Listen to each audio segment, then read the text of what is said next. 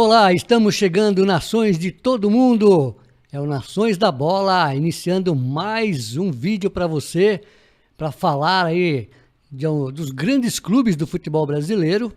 E, logicamente, está chegando a fase final. Em todos os campeonatos regionais começam a aparecer os classificados, vai começar a fase decisiva e nós vamos aqui passar para você alguns dos grandes jogos que foram realizados em torno do nosso Brasil. Eu quero começar lá pelo clássico goiano. O Atlético Goiano venceu o Goiás por 2-1 e nós podemos observar que o Atlético Goianiense tem nas suas fileiras um jogador chamado Matheus Bossa, que já passou pelo Corinthians, é um grande jogador, um grande ídolo da torcida do Atlético.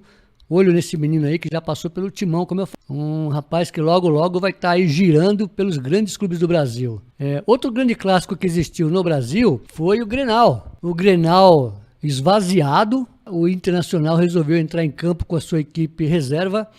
Aí o Grêmio também não se fez de rogado, colocou também em campo um time que não é o seu considerado titular. Mesmo assim, o Grêmio venceu na sua arena por 1-0. Houve uma grande festa, porque não deixa de ser Grenal.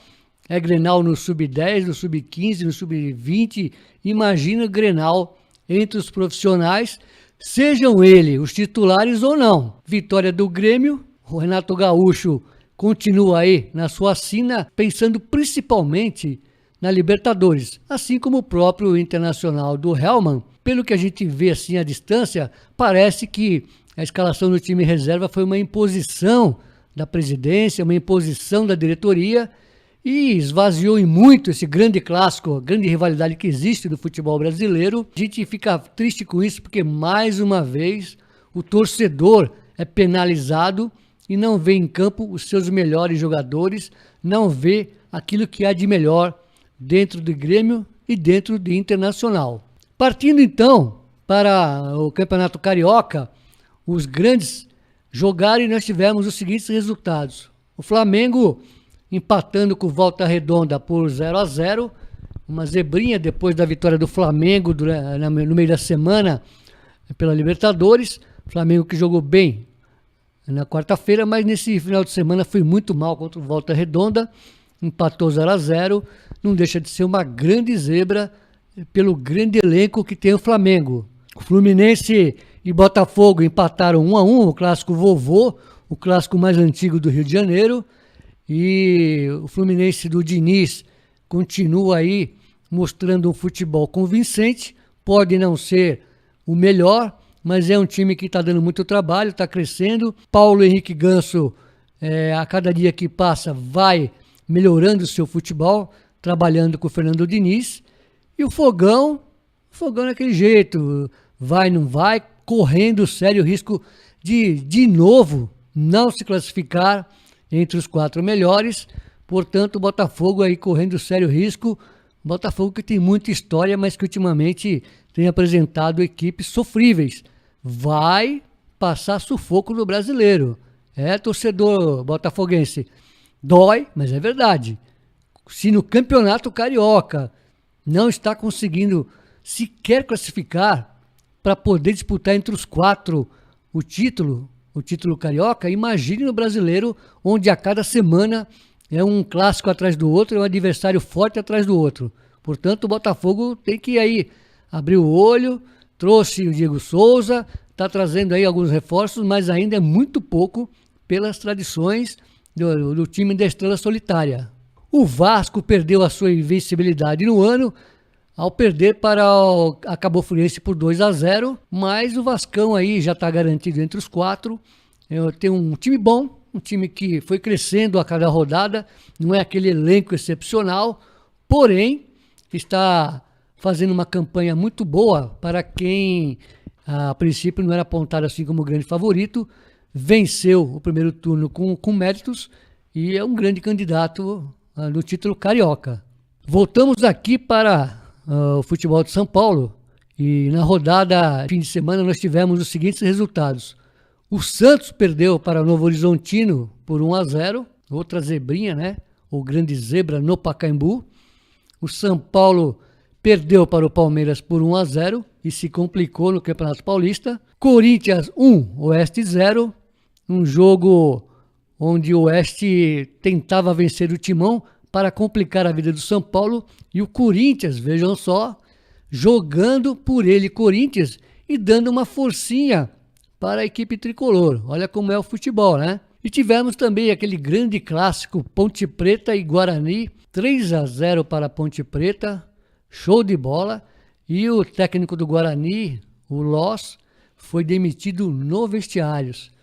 Para você ver como é a rivalidade em Campinas, assim como é Botafogo e Comercial em Ribeirão, o Grêmio Internacional lá no Sul, aqueles clássicos locais, aqueles clássicos daqueles clubes que são da mesma cidade, e que é Avaí Figueirense em Santa Catarina, Atlético e Paraná em Curitiba. Então existe uma rivalidade muito grande, a ponto de o treinador, mesmo fazendo uma boa campanha, ser demitido no vestiários porque perdeu para o seu grande rival, no caso aqui, Ponte Preta 3, Guarani 0. Das equipes paulistas, todas elas, as grandes, estão classificadas, menos o São Paulo Futebol Clube, que vai jogar contra o São Caetano nessa quarta-feira, vai depender de uma vitória simples. No entanto, já poderia estar classificado, e isso demonstra a fase que está o São Paulo, tanto dentro como fora de campo. Dentro, mostrando um futebol sofrível, um time sem alma, um time sem um padrão tático, com um treinador não é efetivo, ou seja, está lá quebrando o galho, vamos dizer assim, né? O Cuca está para chegar, mas o São Paulo, o Jardine antes não tinha uma cara, com o Mancini também não tem, e o torcedor são paulino vai ter que esperar que isso aconteça com o Cuca, mesmo o Cuca chegando e tendo que mudar a estrutura do time, o esquema tático e alguns jogadores também. Portanto, o São Paulo novamente vai começar do zero, isso a partir de abril, às vésperas do Campeonato Brasileiro. Então, eu não vou nem falar aqui muito sobre a parte administrativa, sobre a parte de gestão do São Paulo, que nós já falamos aqui várias vezes. Realmente o Leco, ele faz e a coisa não acontece. Isso demonstra que muito do seu planejamento é errado. Trouxe jogadores caríssimos, mas com certa idade, e inclusive alguns jogadores que já foram embora. Podemos citar o Diego Souza, provavelmente o Nenê, que também foi comprado por um dinheiro violento, também está em vias de ser negociado. Trouxe o Jean, goleiro, por 6 milhões, e o Jean não joga e traz problemas fora de campo. Portanto, o São Paulo parece que não observou o perfil do jogador, não observou se aquele jogador cabe dentro das características do treinador do clube, ou seja, o empresário, parece, né, que o empresário indica e acabou. Vamos levar porque o preço tá bom, as condições são boas, né? Fala-se muito aí, né, em algumas coisinhas estranhas extra-campo aí, mas isso não me interessa. Só sei dizer que o São Paulino não aguenta mais, e vocês veem que eu poderia falar do Santos, do Sampaoli, poderia falar do Palmeiras, podia falar do Corinthians que ganhou, mas a gente é obrigado a falar do São Paulo, porque o torcedor são paulino espera uma melhora há mais de 10 anos. E nada acontece, nada muda, a cada semestre um time é montado, portanto, a paciência realmente esgotou. Sábado lá no Pacaembu, o ônibus com alguns conselheiros foi cercado, intimidado de alguma forma a torcida lá, a nação São Paulina, ou parte dela, com cânticos lá ofensivos, tanto ao presidente quanto a esses conselheiros, e esses conselheiros nada fazem para mudar a cara do São Paulo, a figura do São Paulo. Portanto, o São Paulo tem mais um ano aí que de repente a gente já vislumbra um ano negro, um ano difícil. De repente o São Paulo também vai ter que contratar o Pato para dar uma satisfação para a torcida. Tipo assim, perdeu, vamos trazer alguém de impacto aí para amenizar a fúria da torcida. E isso acontece sempre, vem acontecendo a todo ano, vem acontecendo a cada grande derrota. O São Paulo não vence clássico há muito tempo, sabe? Virou chacota das equipes grandes do futebol paulista.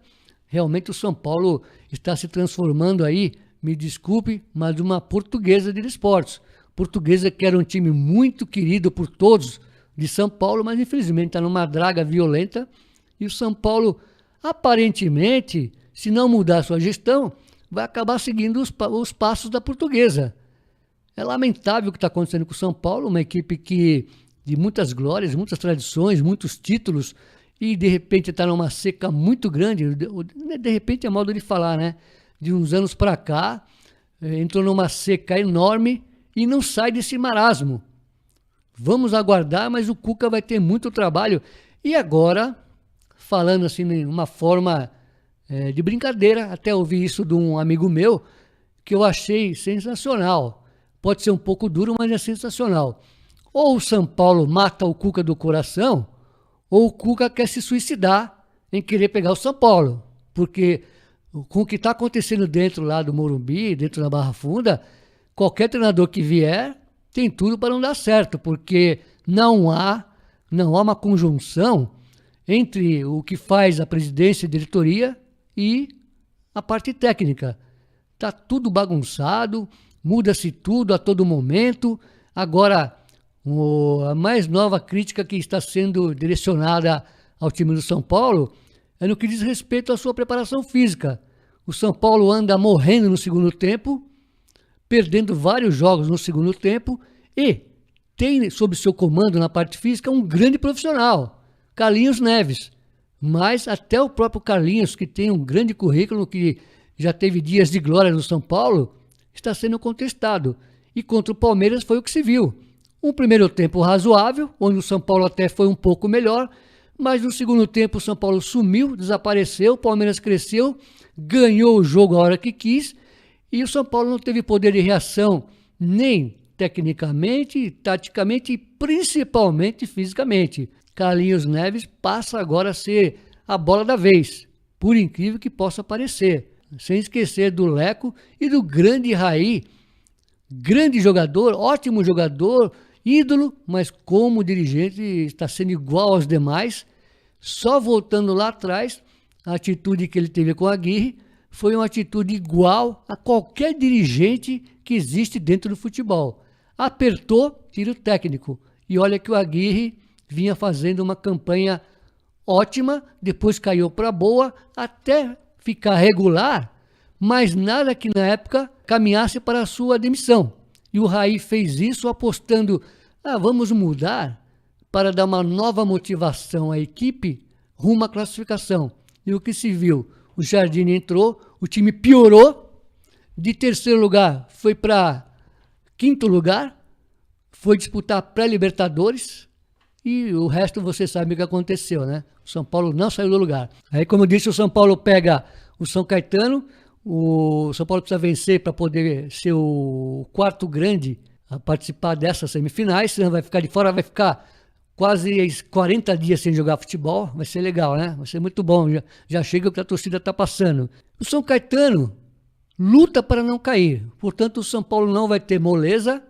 Lembrando que o ano passado o São Paulo perdeu para o São Caetano por 1-0 lá no Anacleto Campanella. Dias sombrios para o São Paulo, mas basta uma vitória simples contra o São Caetano por 1-0, que o São Paulo vai para a próxima fase do campeonato, porém vai pegar o Ituano, muito provavelmente o Ituano, sendo a segunda partida lá em Itu. Já complica, o São Paulo em casa já não está ganhando, imagina fora, né?